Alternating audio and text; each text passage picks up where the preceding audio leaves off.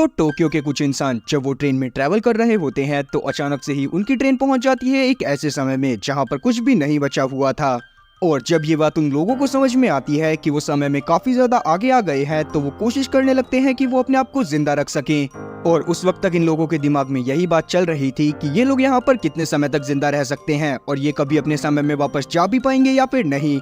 तो कहानी की शुरुआत होती है टोक्यो में, जहाँ पर हम लोग सभी लोगों को देख पाते हैं जो कि अपने काम में काफी ज्यादा बिजी थे। हम लोग कुछ लोगों को देख पाते हैं जो कि भागते हुए ट्रेन को पकड़ने की कोशिश कर रहे थे ताकि वो जल्दी से जल्दी अपने ऑफिस में पहुंच सकें। अब जब ये लोग ट्रेन को पकड़ लेते हैं तो उसके बाद ये वहां पर फोन चलाने लगते हैं। इनमें से किसी को भी एक दूसरे से कोई भी मतलब नहीं था और ये सभी लोग इस बात से अनजान थे कि अभी कुछ ही समय में इन लोगों की किस्मत बदलने वाली है। अब यहाँ पर हम लोग एक बोतल के ढक्कन को देख पाते हैं जो कि ट्रेन में ही लुढ़क रहा था और तभी अचानक से ही वो गायब हो जाता है। और वो ढक्कन गायब हुआ ही था कि तभी अचानक से ही यहाँ पर मौजूद सभी लोगों के फोन में बहुत सारे अर्थक्वेक के अलर्ट्स आने लगते हैं, जिससे सभी लोग काफी ज्यादा डर गए थे। लेकिन अभी के टाइम पर भी उस ट्रेन ने चलना बंद नहीं करा था और अब वो घुस जाती है एक टनल में जिसमें बना हुआ था एक वर्म होल। और अब वो ट्रेन उस वर्म होल के अंदर एंटर कर जाती है और उसमें मौजूद सभी पैसेंजर्स बेहोश हो जाते हैं। जिसके थोड़ी देर बाद जब इन लोगों की आंख खुलती है तो ये लोग यहाँ से बाहर निकलने की कोशिश करने लगते हैं, क्योंकि अभी के टाइम तक वो ट्रेन भी रुक चुकी थी। लेकिन जैसे ही ये लोग बाहर पहुंचते हैं तो बाहर का नजारा देखने के बाद इन लोगों का दिमाग खराब हो जाता है, क्योंकि असल में बाहर अभी के टाइम पर कोई भी ट्रेन मौजूद नहीं थी और ये लोग जिस डब्बे में ट्रैवल कर रहे थे वो ही यहाँ पर मौजूद था। और साथ ही जिस जगह को ये लोग बचपन से देखते आ रहे थे वो पूरी तरह से चेंज हो चुकी थी। जहाँ पर पहले बहुत बड़ी बड़ी बिल्डिंग्स हुआ करती थी, यहाँ पर बस दूर दूर तक जंगल फैला हुआ था। और ये पूरा नजारा देखने के बाद तो ये लोग काफी ज्यादा शॉक होते हैं। जिसके बाद यहाँ पर हम लोग सैम नाम के एक आदमी को देख पाते हैं जो कि यहाँ पर मौजूद सभी लोगों की जांच करने की कोशिश कर रहा था, क्योंकि अपनी रियल लाइफ में वो एक फायर फाइटर था और उसे बहुत अच्छे से अंदाजा था कि ऐसे समय में लोगों को कैसे संभाला जाता है। तब सैम यहाँ पर मौजूद सभी लोगों की जांच करता है जो कि सच में काफी ज्यादा घबराए हुए थे। और अब यहाँ पर हम लोग यूमी नाम की एक लड़की को देख पाते हैं जो कि सैम को पहले से जानती थी। और यहाँ पर हम लोग ये भी जान पाते हैं कि असल में यूमी सैम को काफी ज्यादा पसंद करती है, क्योंकि जब एक समय पे यूमी अपने कॉलेज में फायर फाइटर का कोर्स कर रही थी तब वहाँ पर सैम आया था ताकि वो उन लोगों को काफी सारी चीजें सिखा सके। और वहीं हम लोग 2023 में देख पाते हैं जहाँ पर मौजूद सभी लोग काफी ज्यादा घबराए हुए थे, क्योंकि किसी के भी ये बात समझ में नहीं आ रही थी कि ऐसे किसी चलती ट्रेन के दो डिब्बे कैसे गायब हो सकते थे। और इसका मतलब साफ था कि अभी के टाइम पर वहाँ पर सिर्फ एक ही डब्बा गायब नहीं था बल्कि एक दूसरा डब्बा भी गायब था, जिसको अभी तक हमें नहीं दिखाया गया है। तब गवर्नमेंट के लोग उस टनल को चेक करने की कोशिश करने लगते हैं जिसमें से वो ट्रेन के दोनों डब्बे गायब हुए थे। तब अभी के टाइम पर इन लोगों को दूसरी तरफ से एक रोशनी आती हुई नजर आती है और इन्हें लगने लगता है कि सारे के सारे लोग वहीं पर मौजूद हैं। और वहीं दूसरी तरफ हम लोग सैम और यूमी को देख पाते हैं जो कि एक और पैसेंजर के साथ टनल के दूसरी तरफ जाने की कोशिश कर रहे थे ताकि ये लोग जान सके कि ये लोग कहां पर पहुंच गए हैं। और तभी दूसरी तरफ से इन लोगों को भी रोशनी दिखाई देती है और इन्हें लगने लगता है कि शायद इन्हें कोई ढूंढने के लिए आ रहा है। वहीं गवर्नमेंट के लोगों को भी रोशनी देखने के बाद लग रहा था कि शायद उन्होंने उन सभी पैसेंजर को ढूंढ लिया है। लेकिन जैसे ही ये लोग उस रोशनी के पास पहुंचते हैं तो वहां दूसरी तरफ से भी इन्हीं लोगों के कुछ एम्प्लॉयज आ रहे थे जिनको दूसरी तरफ से इन लोगों को ढूंढने के लिए भेजा गया था। और वहीं हम लोग सैम और साथ ही यूमी को देख पाते हैं जो कि तीसरे पैसेंजर के साथ रोशनी का पीछा करते हुए टनल के दूसरे छोर पर पहुंच जाते हैं जहां पर से सूरज की रोशनी आ रही थी। और जब ये लोग बाहर निकलने के बाद थोड़ा सा ऊपर चढ़कर देखते हैं तो यहाँ पर पूरी तरफ रेगिस्तान था, जो चीज देखने के बाद ये सभी लोग काफी ज्यादा डर जाते हैं, क्योंकि इन तीनों में से किसी के भी ये बात समझ में नहीं आ रही थी कि आखिरकार ये लोग पहुंच कहां पर गए हैं। और अब ये लोग वहां पर मौजूद उस जगह की वीडियोस बना लेते हैं ताकि ये लोग बाकी पैसेंजर के पास जाकर उन सबको ये सारी चीजें दिखा सकें। और जब ये लोग वापस पहुंचकर सभी लोगों को इस बारे में बताते हैं तो कोई भी इनकी बात पर भरोसा नहीं करता, पर जब ये लोग वीडियोस दिखाते हैं तो ना चाहते हुए भी सभी लोगों को इनकी बात पर भरोसा करना पड़ता है। अब ये सभी लोग काफी ज्यादा परेशान हो रहे थे, क्योंकि इनकी समझ में नहीं आ रहा था कि आखिरकार ये लोग यहाँ पर सरवाइव कैसे करेंगे। और दूसरी सबसे बड़ी बात ये थी कि अगर यहाँ पर इंसान मौजूद नहीं थे तो इन लोगों को कौन बचाएगा। और यही सब सोचते हुए सभी लोग काफी ज्यादा डिप्रेशन में आ जाते हैं, क्योंकि अभी के टाइम पर इन सभी लोगों में से किसी के भी फोन में सिग्नल भी नहीं आ रहे थे। तब सैम यहाँ पर मौजूद सभी लोगों को किसी तरह से संभालता है और यहाँ पर मौजूद सभी लोगों को अब 7 घंटे बीत गए थे और अभी के टाइम पर सभी लोगों को भूख लगने लग गई थी, पर यहाँ पर किसी के पास भी इतना ज्यादा खाना नहीं था कि वो सभी लोगों का पेट भर सके। लेकिन कुछ लोग अपने साथ कुछ स्नैक्स लेकर चले थे जो कि वो सभी लोगों के साथ शेयर करने का डिसाइड करते हैं। और अब हम लोग रैनी नाम की एक लड़की को देख पाते हैं जो कि इन सभी पैसेंजर के बीच में मौजूद थी और वो सभी पैसेंजर के बैग में चेक करने लगती है कि उसे कुछ खाने के लिए मिल जाए। तब इसे खाने के लिए ज्यादा सामान तो नहीं मिलता, लेकिन हायाशिमा के बैग में इसे कुछ कैंची और साथ ही गवर्नमेंट का एक लेटर मिल जाता है जो कि जेल का एक लेटर था, जो देखने के बाद रैनी को लगने लगता है कि शायद हायाशिमा बहुत बड़ा क्रिमिनल है और यहाँ पर जितने भी लोग फंसे हुए हैं उन सभी लोगों को हायाशिमा ने ही फंसाया है ताकि वो गवर्नमेंट को ब्लैकमेल कर अपनी सजा माफ करवा सके। और इसी बारे में रैनी सभी लोगों को चिल्ला चिल्ला कर बता देती है कि हायाशिमा के बैग में उसे जेल का एक लेटर मिला है। तब हायाशिमा सभी लोगों को सब कुछ समझाने की कोशिश करने लगता है, लेकिन कोई भी उसकी बात को ध्यान से नहीं सुनता, जिसके बाद हायाशिमा डिसाइड करता है कि वो बाहर जाकर ही रहेगा। अब यहाँ पर हम लोग शिराहामा नाम की एक लड़की को देख पाते हैं जो कि अपने साथ काफी सारे फ्रूट्स लेकर चल रही थी, इसीलिए वो सभी लोगों को भूखा देखते हुए सभी लोगों के साथ फ्रूट शेयर करने का डिसाइड करती है। और अब जब सभी लोग फ्रूट्स खाते हुए अपना काम कर रहे थे, तब हम लोग यहाँ पर कटाना नाम के एक लड़के को देख पाते हैं जो कि फ्रूट्स खाते हुए ये एक वीडियो को देख रहा था जो कि अभी कुछ समय पहले उसने बनाई थी, जिसमें वो क्लियरली देख पाता है कि रैनी सभी लोगों के बैग से खाना चुराने की कोशिश कर रही थी। और जैसे ही ये बात सैम को पता चलती है तो वो तुरंत ही अपने एक साथी के साथ बाहर जाता है ताकि वो हियाशिमा को वापस ला सके। और वहीं हम लोग हियाशिमा को देख पाते हैं जो कि चलते चलते काफी ज्यादा दूर आ गया था और उसी दौरान वो एक खाई में गिरने वाला होता है, लेकिन सही टाइम पर यहाँ पर सैम पहुंच जाता है। अब जब सैम हियाशिमा को पकड़कर ऊपर खींचता है तो हियाशिमा उसे बताता है कि असल में वो एक बहुत फेमस हेयर ड्रेसर है, लेकिन अभी के टाइम पर भी वो किसी को भी उस लेटर के बारे में कुछ भी नहीं बताता जो कि रैनी को उसके बैग से मिला था। अब रात में हम लोग यहाँ पर मौजूद लोगों को देख पाते हैं, जिसमें से कुछ लोग सो गए थे पर ज्यादातर लोग बिल्कुल भी नहीं सो पाते क्योंकि उन्हें काफी ज्यादा टेंशन हो रही थी। अब अगली सुबह तक सभी लोग अपनी होप पूरी तरह से खो चुके थे क्योंकि उन्हें लग रहा था कि शायद अब कोई भी उन्हें बचाने के लिए नहीं आने वाला। इसीलिए वापस से सैम सभी लोगों को समझाने की कोशिश करने लगता है कि वो सभी लोगों को किसी तरह से बचा लेगा, लेकिन हियाशिमा इस बात पर थोड़ा भड़क जाता है क्योंकि उसकी समझ में नहीं आ रहा था कि सैम सभी लोगों की मदद करने की कोशिश क्यों कर रहा है। जिस पर सैम इसे अपने पास्ट की एक स्टोरी के बारे में बताता है कि उसकी वजह से उसके एक दोस्त की दोनों टांगे खराब हो गई थी और उसके बाद ही यहाँ पर सैम ने डिसाइड करा था कि वो जितना हो सकेगा उतना लोगों की मदद करेगा। और अब इसके बाद ये तीनों के तीनों लोग कुछ सामान ढूंढने के लिए चले जाते हैं ताकि बाद में ये लोग उन चीजों को मिलकर खा सके। और अब हम लोग वापस से हियाशिमा को देख पाते हैं जो कि जब इन लोगों के साथ जा रहा था तभी अचानक से ही इसे इसके भाई के विजन्स आने लगते हैं। तब हम लोग हियाशिमा के भी पास्ट का एक सीन देख पाते हैं जहाँ पर वो लोग एक बहुत गरीब फैमिली से बिलोंग करा करते थे, पर जब बाद में हियाशिमा एक बहुत फेमस हेयर ड्रेसर बन गया तो उसने अपने सारे सपने पूरे किए, लेकिन उस दौरान काम में बहुत ज्यादा बिजी होने की वजह से हियाशिमा अपने भाई के ऊपर ध्यान देना बंद कर चुका था और उसकी इसी लापरवाही के चलते उसका भाई एक बड़ा क्रिमिनल बन गया था और उसे पुलिस ने पकड़ लिया था। और यहाँ पर ये बात भी रिवील होती है कि असल में हियाशिमा के बैग में रीना को जो लेटर मिला था वो उसके भाई का ही था, क्योंकि उस दिन उसके भाई की बेल होने वाली थी और हियाशिमा उसको लेने के लिए ही जा रहा था। पर अभी के टाइम पर हम लोग कुछ और पैसेंजर्स को देख पाते हैं जो कि आसपास के एरिया को एक्सप्लोर करने के लिए निकल गए थे, जहाँ पर इन्हें वैसे तो कुछ भी नहीं मिलता पर यहाँ पर से इन्हें बहुत दूर एक बहुत बड़ा टावर दिख रहा था, जिसको देखने के बाद सभी लोग काफी ज्यादा शॉक होते हैं क्योंकि असल में वो टावर 2026 तक कंप्लीट होने वाला था और उसके बारे में ही काफी ज्यादा एडवर्टाइजमेंट चल रही थी। और साथ ही यहाँ पर हम लोग एक बायोलॉजिस्ट को भी देख पाते हैं जिसको एक प्लांट मिला था जो कि आज से लगभग 30 साल बाद उगने वाला था। जो चीज देखने के बाद सभी लोगों को ये बात समझ में आ गई थी कि वो किसी तरह से फ्यूचर में आ चुके हैं और ये चीज जानने के बाद सभी लोग काफी ज्यादा शॉक होते हैं कि फ्यूचर में दुनिया की इतनी बुरी हालत होने वाली है। और वहीं हम लोग 2023 में देख पाते हैं कि सभी लोग अभी भी काफी ज्यादा परेशान थे क्योंकि अभी तक भी उन्हें कोई भी क्लू नहीं मिला था कि आखिरकार वो डब्बे कहाँ गए। इसीलिए वो लोग न्यूज में इस चीज की ऑफिशियल अनाउंसमेंट कर देते हैं कि एक ट्रेन के 2 डब्बे गायब हो गए हैं जिसमें लगभग 100 पैसेंजर मौजूद थे। वहीं रात में हम लोग फ्यूचर में सैम को देख पाते हैं जो कि यूमी के साथ मिलकर ट्रेन की छत पर एक पॉलिथीन बिछा रहा था ताकि वो यहाँ पर मौजूद ऑस को इकट्ठा कर सके।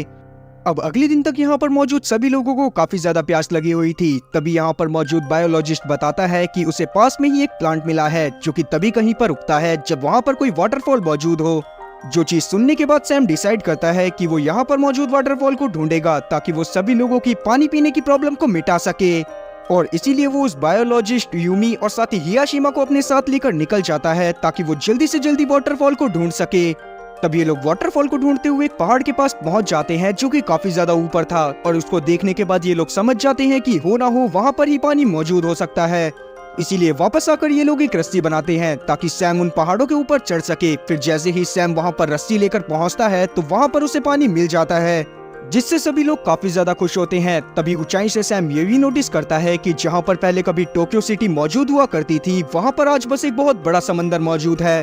और अब जब ये वापस आकर इस बारे में बाकी सभी लोगों को बताता है तो सभी लोग और ज्यादा परेशान हो जाते हैं, क्योंकि किसी को भी ये बात समझ में नहीं आ रही थी कि फ्यूचर में ऐसा क्या होगा जिससे सभी लोग खत्म हो जाएंगे।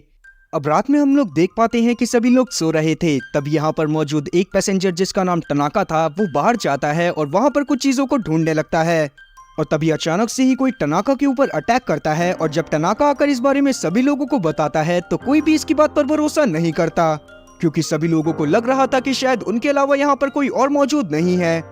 और तभी अचानक से यहाँ पर बारिश होने लगती है, जो चीज देखने के बाद सभी लोग काफी ज्यादा खुश हो गए थे, क्योंकि आज काफी समय बाद उन्हें पीने के लिए इतना सारा पानी मिला था। और साथ ही इन लोगों ने काफी सारा पानी भी इकट्ठा कर लिया था ताकि बाद में वो लोग उसका यूज कर सके। अब अगले दिन हम लोग बायोलॉजिस्ट को देख पाते हैं, जो कि यहाँ पर कुछ बेरीज और साथ ही कुछ प्लांट्स को ढूंढता है जिनको खाया जा सकता था। और अब इसीलिए काफी सारे लोग यहाँ से बाहर चले जाते हैं ताकि वो सभी लोगों के लिए खाना इकट्ठा कर सकें। लेकिन हम लोग यूमी को देख पाते हैं, जो कि जब अपनी एक साथी के साथ बेरीज ढूंढने की कोशिश कर रही थी तब धोखे से वो कुछ पॉइजनस बेरी को खा लेती है, जिससे उसकी तबीयत काफी ज्यादा बिगड़ गई थी। साथ ही सैम यहाँ पर काफी ज्यादा टेंशन में आ जाता है, क्योंकि वो खुद भी यूमी को काफी ज्यादा पसंद करता था। अब जब यूमी को वापस से ट्रेन के डब्बे में लेकर आया जाता है तो यहाँ पर मौजूद सभी लोग यूमी का बहुत अच्छे से ख्याल रखने लगते हैं, और अब किसी तरह से यूमी की जान को भी बचा लिया जाता है। साथ ही यहाँ पर अब सभी लोगों को ये बात समझ में आ गई थी कि अगर वो इसी तरह से हाथ पर हाथ धरकर बैठे रहेंगे तो सभी लोग बहुत बुरी तरह से मारे जाएंगे। इसीलिए अगले दिन से सभी लोग साथ में मिलकर काम करने का डिसाइड करते हैं। अब आज रात के लिए इन्होंने साथ में काम कर काफी सारी चीजें जमा कर ली थी, जिसके बाद ये लोग पार्टी के तौर पर उन सभी चीजों को खाते हैं। पर यहाँ पर मौजूद सभी लोगों को और ज्यादा परेशानी होने लगती है, क्योंकि अभी के टाइम पर भी इन्हीं सभी में से कुछ लोगों ने कुछ ऐसी बेरीज को जमा कर लिया था जो कि खाने वाली बेरीज की तरह ही लगा करती थी, पर असल में वो सारी की सारी बेरीज पॉइजनस थी। तभी अशीमा को लगने लगता है कि शायद ये सारा का सारा काम टनाका का है, क्योंकि असल में इन लोगों ने टनाका को यहाँ से निकाल दिया था, क्योंकि टनाका ने ही अशीमा की कैची को चुराने की कोशिश करी थी। इसीलिए ही अशीमा उसको ढूंढने के लिए गुस्से में जंगल में जाने लगता है। तब सैम उसे किसी तरह से रोकता है और खुद ही टनाका को ढूंढने के लिए चला जाता है। अब जब वो सुबह वापस आता है तो उसे टनाका तो नहीं मिला था, पर उसने सैम की उन कैचियों को ढूंढ लिया था जो कि टनाका ने जंगल में घुमा दी थी। अब यहाँ पर मौजूद बायोलॉजिस्ट को कुछ ऐसे साइंस में मिलते हैं कि यहाँ पर कोई रिवर मौजूद हो सकती है, और अगर रिवर मौजूद होगी तो वहाँ पर से वो लोग मछली पकड़कर भी खा सकते हैं।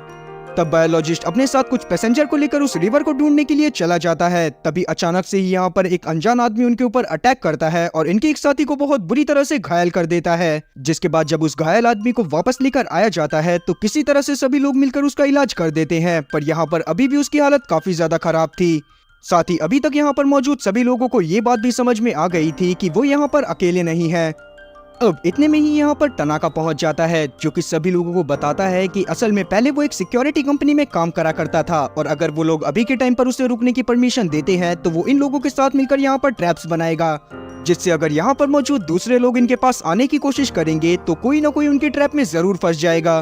अब ये बात जानने के बाद सभी लोग टनाका को वापस से यहीं पर रोक लेते हैं, और दूसरी तरफ हम लोग हियाशिमा को देख पाते हैं, जो कि यहाँ पर मौजूद रीना के बालों को बना रहा था। और इतने दिनों बाद अपने मनपसंद काम को करने के बाद हियाशिमा को भी काफी ज्यादा अच्छा लगता है। वहीं दूसरी तरफ हम लोग सैम को देख पाते हैं, जो कि यूमी के साथ बैठा हुआ था। तभी अचानक से ही इसे यहाँ पर एक बच्चा दिखाई देता है, जिसका तुरंत ये दोनों के दोनों मिलकर पीछा करने लगते हैं। और अब उसका पीछा करते हुए ये लोग एक नदी के किनारे पर पहुंच गए थे, जहां पर पहुंचने के बाद वो बच्चा इनसे यहाँ पर उसका वेट करने को बोलता है और वहां से चला जाता है। अब उस बच्चे का पीछा करते हुए इन लोगों को रात हो गई थी। तभी यहाँ पर वो बच्चा भी पहुंच जाता है और साथ ही हियाशिमा भी। और अब वो बच्चा यहाँ पर इन तीनों लोगों को अपने साथ उस जगह पर लेकर जाता है जहाँ पर दूसरे डब्बे के सर्वाइवर मौजूद थे, लेकिन वहाँ के लोगों ने अपना काफी ज्यादा विकास कर लिया था, और साथ ही यहाँ पर उन्होंने काफी सारे ट्रैप्स लगाए हुए थे और काफी सारी वॉल्स भी, जो चीज देखने के बाद सैम और बाकी लोग काफी ज्यादा शॉक हुए थे। साथ ही वो यहाँ पर इन सभी लोगों के लीडर से भी मिलता है, जिसका नाम था यूमोटो। तब सैम यहाँ पर यूमोटो को बताता है कि असल में उसके कुछ साथियों ने इनके एक साथी के ऊपर अटैक करा था। तब यूमोटो अपने उस साथी को बुलाता है जिसने ये काम करा था, और अब जैसे ही वो आदमी सैम के सामने आता है तो वो सैम से इस चीज के लिए माफी मांगने लगता है। साथ ही यहाँ पर सैम यूमोटो से बताता है कि उसे यहाँ पर काफी सारी चीजें मिली हैं, और तब यहाँ पर यूमोटो भी अपनी काफी सारी इन्फॉर्मेशन इन लोगों के साथ शेयर करता है कि असल में जब वो लोग यहाँ पर पहुंचे थे तब यहाँ पर उन्हें एक बोट मिली थी जिसके अंदर एक रेडियो भी था, पर वो रेडियो खराब था। तब यूमोटो ने किसी तरह से उस रेडियो को सही करा और उसके बाद उस पर सिग्नल ढूंढने की कोशिश करने लगा, जिसमें भी वो किसी तरह से कामयाब हो गया, और उसे कनाडा से कुछ सिग्नल आए जिससे उसे पता चला कि असल में वो 2060 में पहुंच गए हैं। और साथ ही उसे ये बात भी पता चली कि इस दुनिया का विनाश 2026 में ही हो गया था। असल में उस समय की सभी स्पेस एजेंसीज लगातार काफी सारी सैटेलाइट लॉन्च करे जा रही थी ताकि वो स्पेस के बारे में ज्यादा से ज्यादा इंफॉर्मेशन निकाल सके, और उनमें से ही एक सैटेलाइट एक एस्ट्रॉइड से टकरा गई, जिसके बाद वो एस्ट्रॉइड आकर अर्थ से टकरा गया और उसी के बाद सभी लोग यहाँ पर मारे गए। अब जब सैम वापस से योमोटो से रेडियो के बारे में पूछता है तो योमोटो इसे बताता है कि अचानक से ही वो सारे सिग्नल्स गायब हो गए जो कि इसे आ रहे थे, जिसके बाद कभी भी वापस से इसका उन लोगों से कांटेक्ट नहीं हुआ। अब ये सारी चीजें जानने के बाद सैम को और ज्यादा टेंशन होने लगती है कि वो अपने साथियों के साथ यहाँ से कैसे निकलेगा। अब इस बारे में सैम जाकर अपने बाकी सभी साथियों को बताता है कि वो लोग धोखे से 2060 में पहुंच गए हैं। जो चीज जानने के बाद सभी लोगों को लगने लगता है शायद भगवान ने इन्हें एक मौका दिया है ताकि ये किसी तरह से फ्यूचर में होने वाली तबाही को रोक सकें। अब इस बारे में जानने के बाद सभी लोग कोशिश करने लगते हैं कि ये किसी तरह से वापस से पास्ट में जा पाए, लेकिन काफी देर तक अपने दिमाग के घोड़े चलाने के बावजूद भी किसी को कोई भी आइडिया नहीं मिलता। इसीलिए ये लोग पास के तालाब में जाते हैं, जहाँ पर से थोड़ी देर नहाने के बाद ये लोग काफी सारी मछलियाँ पकड़ कर लाते हैं। वहीं हम लोग टनाका को देख पाते हैं जो कि काफी ज्यादा अकेला फील कर रहा था, क्योंकि पहली बात तो कोई उससे सही से बात नहीं करता था और दूसरा टनाका को भी किसी के साथ रहने में कोई दिलचस्पी नहीं थी, और इसीलिए वो पास में पड़ी कुछ झाड़ियों की मदद से अपने लिए एक दोस्त को बना लेता है ताकि वो उसके साथ बैठकर बातें कर सके। अब अगले दिन हम लोग बाकी लोगों को देख पाते हैं जिन्होंने कैरेट 6 की तरह अपने पास भी कुछ बाथरूम्स बना लिए थे ताकि सभी लोग वहां पर बड़े आराम से नहा सकें। और फिर जब वो लोग अपने लिए खाना ढूंढने के लिए जाते हैं तब यहाँ पर हम लोग बायोलॉजिस्ट को देख पाते हैं जिसके हाथ में एक अजीब सा स्टोन लगा था जो कि हरे कलर का स्टोन था। लेकिन ये सब होते हुए टनाका ने भी देख लिया था, इसीलिए वो तुरंत ही यूमोटो के पास जाता है ताकि वो इस बारे में उसे बता सके। और अब जब यूमोटो को इस बारे में पता चलता है कि दूसरे ग्रुप वालों को कुछ हरे कलर के पत्थर मिले हैं जिनकी मदद से ये लोग अपने घर में वापस जा सकते हैं, तो वो सबसे पहले टनाका को कुछ खाने को देता है। बदले में टनाका भी यूमोटो से वादा करता है कि जैसे ही इसे दूसरे ग्रुप के बारे में और ज्यादा इन्फॉर्मेशन मिलेगी ये तुरंत ही यूमोटो को आकर उन चीजों के बारे में खबर करेगा। अब आके हम लोग वापस से रैनी और साथी यूमी को देख पाते हैं जो कि आपस में बातें कर रहे थे। तभी अचानक से ही किसी बात को लेकर इन दोनों में बहसबाजी हो जाती है, जिस दौरान रैनी यूमी को गुस्से में धक्का दे देती है और यूमी जाकर एक गड्ढे में गिरती है जिसमें पहले से ही एक इंसान की लाश पड़ी हुई थी। जो चीज देखने के बाद सभी लोग काफी ज्यादा शॉक हुए थे। दूसरी तरफ हम लोग टनाका को देख पाते हैं जो कि उसी मछली को खाते हुए अखबार को पढ़ रहा था। अब हम लोग वापस से रैनी और साथी यूमी को देख पाते हैं जिनके पास कुछ कैरेस्टिक्स के लोग पहुंच गए थे, और जैसे ही वो लोग यहाँ पर पहुंचते हैं वैसे ही वो इन दोनों के ऊपर हमला कर देते हैं। तब रैनी तो किसी तरह से अपनी जान बचाती हुई यहाँ पर से भाग जाती है, लेकिन यूमी वहीं पर फंस गई थी। अब रैनी भागती हुई पहुंच जाती है सीधा सैम के पास, और जब सैम को इन सब चीजों के बारे में पता चलता है तो वो तुरंत ही हियाशिमा के साथ निकल जाता है ताकि वो यूमी को बचा सके। लेकिन जब तक वो उस जगह पर पहुंचता है जहां पर अभी थोड़ी देर पहले कैरेट 6 के लोगों के साथ यूमी मौजूद थी, तब तक यूमी और साथी कैरेट 6 के लोग वहां से जा चुके थे। और अब हम लोग यूमी को देख पाते हैं जो कि उन लोगों से बचती हुई कहीं पर भागने की कोशिश कर रही थी, और अब ये भागती हुई एक बोट में चढ़ गई थी ताकि ये वहां पर छुप सके। अब दूसरी तरफ हम लोग सैम और साथी हियाशिमा को देख पाते हैं जो कि कैरेट 6 के लोगों के ऊपर अटैक करने के लिए चले गए थे। अब जब यूमोटो को इस बारे में पता चलता है कि उसके साथियों ने ऐसा काम करा है तो वो सैम और साथी उसके साथियों से माफी मांगने लगता है। साथ ही वो डिसाइड करता है कि वो किसी भी हालत में यूमी को ढूंढ कर ला कर देगा। लेकिन अभी के टाइम पर सैम को लग रहा था कि शायद यूमोटो ने ही यूमी को छुपा कर रखा हुआ है, इसीलिए वो इसे उस लाश के बारे में भी बताता है जो कि कैरेट 6 के लोगों के ठिकाने के पास इन लोगों को मिली थी। जो चीज जानने के बाद यूमोटो इससे अपने लीडर बनने की कहानी बताने लगता है कि जब वो लोग यहाँ पर आए थे तब एक इंसान यहाँ पर बहुत ज्यादा एग्रेसिव हो गया था और साथ ही वो काफी ज्यादा घबरा भी गया था, और तब यूमोटो ने उसे समझाने की कोशिश करी, लेकिन जब वो इंसान नहीं माना और उसने यूमोटो के ऊपर ही अटैक कर दिया तो यूमोटो ने सेल्फ डिफेंस के पीछे उसका कत्ल कर दिया। और इसके बाद से ही यहाँ पर मौजूद सभी लोग यूमोटो को अपने लीडर के रूप में देखने लगे, और वो लाश भी उसी इंसान की थी। अब जब ये बात सैम और साथी हियाशिमा को पता चलती है तो वो अपने बेस में वापस लौट जाते हैं, जहाँ पर जाने के बाद वो कोशिश करते हैं ताकि वो कुछ वेपन्स बना सकें। और दूसरी तरफ हम लोग यूमोटो को देख पाते हैं जो कि जब अपनी बोट में वापस लौटता है तो वहाँ पर वो रेडियो में लोगों से बात करने की कोशिश करने लगता है, लेकिन यूमी जो कि उसी बोट में छुपी हुई थी वो यूमोटो को ये सब करते हुए देख लेती है। साथ ही उसे ये बात भी पता चलती है कि यूमोटो बाकी सबको बेवकूफ बना रहा है, और ऐसा इसी वजह से क्योंकि असल में वो जिस रेडियो के थ्रू बाकी लोगों से कांटेक्ट करने की कोशिश कर रहा था उसकी तो तार ही टूटी हुई थी।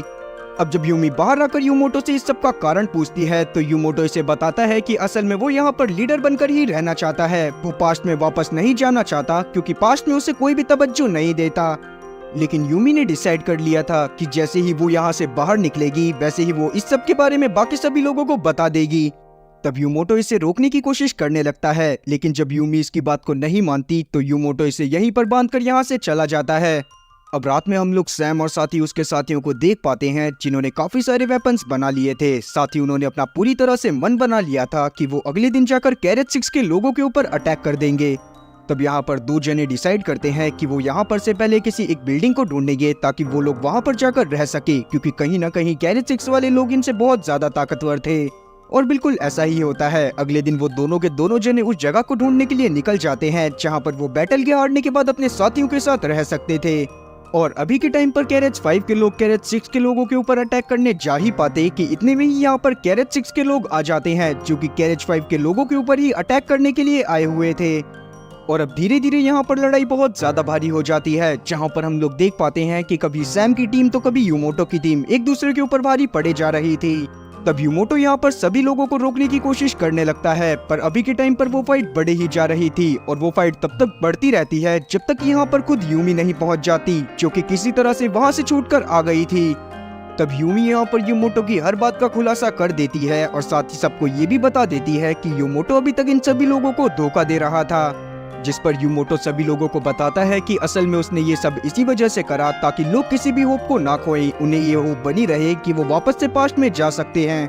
क्योंकि अभी के टाइम पर अगर वो लोग हार मान जाते तो कहीं ना कहीं काफी सारे लोग सुसाइड भी कर सकते थे। और ये बात कहीं ना कहीं सैम को भी काफी ज्यादा अच्छी लगती है। लेकिन अभी के टाइम पर यूमोटो ने डिसाइड कर लिया था कि वो अपनी लीडरशिप को छोड़ देगा, इसीलिए वो वहां पर एक डायरी को छोड़कर जाता है जो कि उसे शिप के अंदर से ही मिली थी। साथ ही उसी में सारी की सारी इंफॉर्मेशन लिखी हुई थी कि 2026 में अर्थ कैसे तबाह हुई।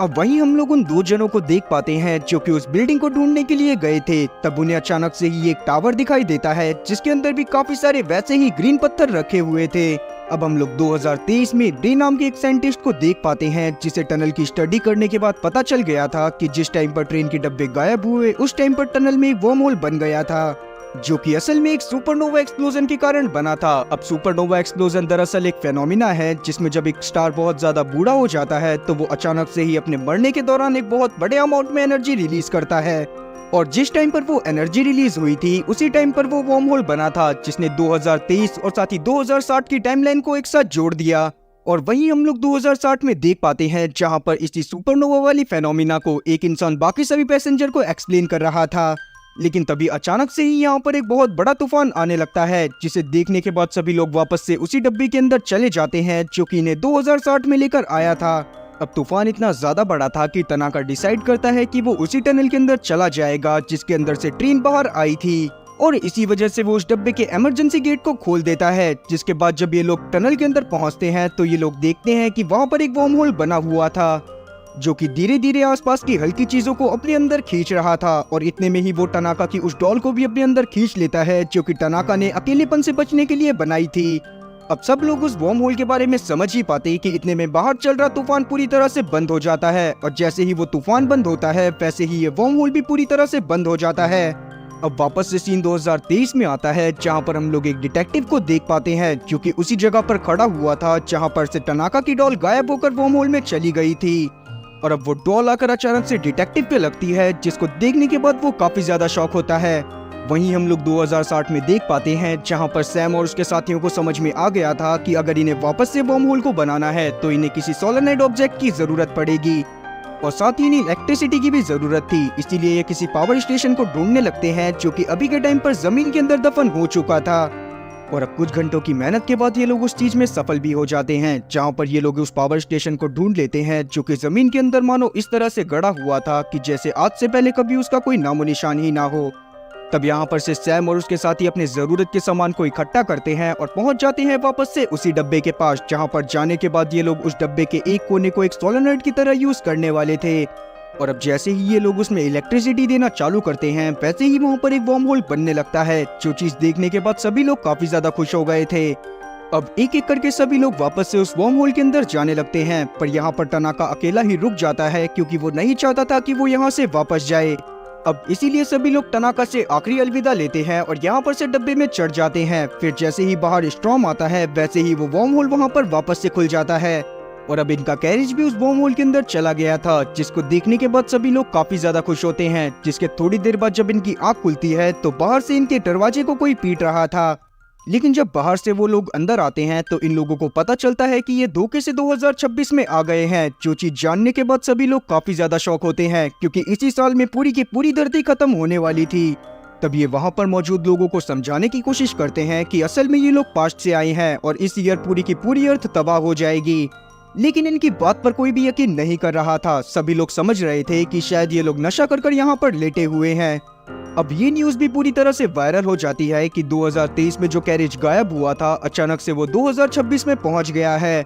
लेकिन अभी के टाइम पर तो ज्यादातर लोगों को इस बात पर भी भरोसा नहीं हो रहा था कि ये लोग असल में वही लोग हैं जो कि गायब हुए थे। लेकिन बाद में जब उन लोगों का मेडिकल एग्जामिनेशन करा जाता है तो सभी लोगों के बारे में सबको पता चलता है कि असल में ये लोग वही हैं जो कि 2023 में गायब हो गए थे। अब पूरी दुनिया में कुछ लोग ऐसे भी मौजूद थे जो कि इन लोगों की बातों पर यकीन कर रहे थे, पर कुछ लोग ऐसे भी थे जो कि इन सभी लोगों को पागल बनाने की कोशिश कर रहे थे। अब वहीं हम लोग रे को देख पाते हैं, जिसको जब इन सब चीजों के बारे में पता चलता है तो वो तुरंत ही उन लोगों से मिलने के लिए जाता है, क्योंकि असल में उसने भी उसी एस्टेरॉयड के बारे में पढ़ा था जो कि कुछ समय में अर्थ से टकराने वाला था। साथ ही हम लोग एक और पैसेंजर को देख पाते हैं जो कि गवर्नमेंट अथॉरिटी में एक बहुत बड़े पोस्ट पर थी और साथ ही वो काफी ज्यादा रिच भी थी, इसीलिए वो सीधा चली जाती है डिफेंस मिनिस्टर से बात करने के लिए। और तब डिफेंस मिनिस्टर भी इसकी बात को बहुत अच्छी तरह से सुनती है और साथ ही वो इसे बताती है कि ये लोग पहले से ही इसके ऊपर वर्क कर रहे हैं, क्योंकि कुछ ही समय में यहाँ पर एक एस्टेरॉयड सच में टकराने वाला था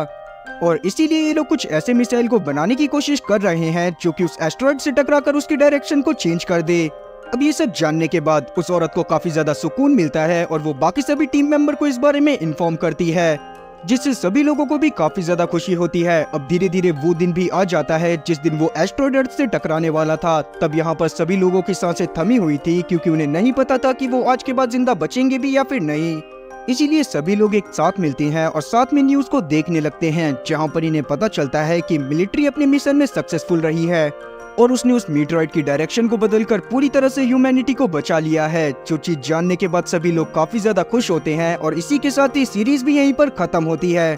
तो उम्मीद है कि एक्सप्लेनेशन अच्छी लगी होगी। अगर एक्सप्लेनेशन अच्छी लगी हो तो चैनल को सब्सक्राइब करना और बेल नोटिफिकेशन को ऑल पर सेलेक्ट करना और वीडियो को भी लाइक करना। मैं ऐसी ही और मजेदार एक्सप्लेनेशन वीडियोस लाता रहूंगा। खैर तब तक के लिए टाटा और गुड बाय।